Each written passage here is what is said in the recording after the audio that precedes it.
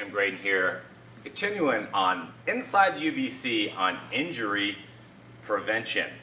Let's talk about proper punching. And again, this is from years and years and years of teaching these classes and working with students and getting these common complaints. Someone comes in and says their wrist is hurting them, or their elbow, or their shoulder.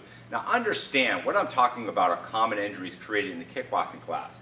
If these are already injuries you've had, or when you make these adjustments they don't go away, you need to go talk to a physician. I'm just kind of going with the majority of challenges that can be fixed by proper technique, but not all of them can be.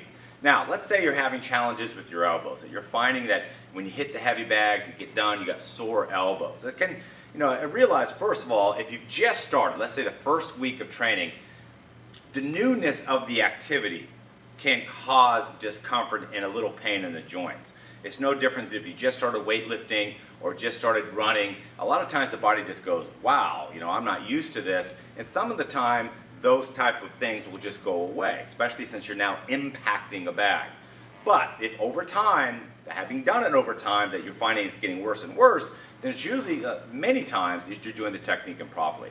The elbow, a lot of times, can be from hitting the bag like this. You'll see students will slap the bag, and that I can feel it right there. It just puts stress on the elbow, and if you do that over periods of time, hitting in this manner, you're going to find that that's going to get sore, or can get sore. How do we want to throw the elbow? Always remember, you want a proper alignment. The elbow should be behind the punch. So when you throw the punch, the elbow is behind the punch to withstand the impact. It's not an odd angle. You can even, another way to do it, instead of having the elbow up, sometimes if people flare the elbow up, it can have the same effect. What you want to make sure of is that your elbow is always behind your punch when you throw the punch, and that way you have not only a stronger punch and a proper form punch, but you have a punch that's going to take less stress off your elbow. Another one is shoulder, rotator cuff. People get soreness in the shoulder. And a lot of times this is just from pulling the hand back and doing this, coming at an angle and coming wide and then hitting at more of a side. If you notice, I didn't turn the palm in. So this puts a lot of stress on the shoulder. You always want to think about like barbell flies. You ever do barbell flies, you feel right here and here. Over time, doing that can cause discomfort and pain in your shoulder and your rotator cuff. Now, the rule is you should always be able to see your hands. In other words, if I throw a punch, I want to make sure I can see the punch. At no time should it get outside my peripherals.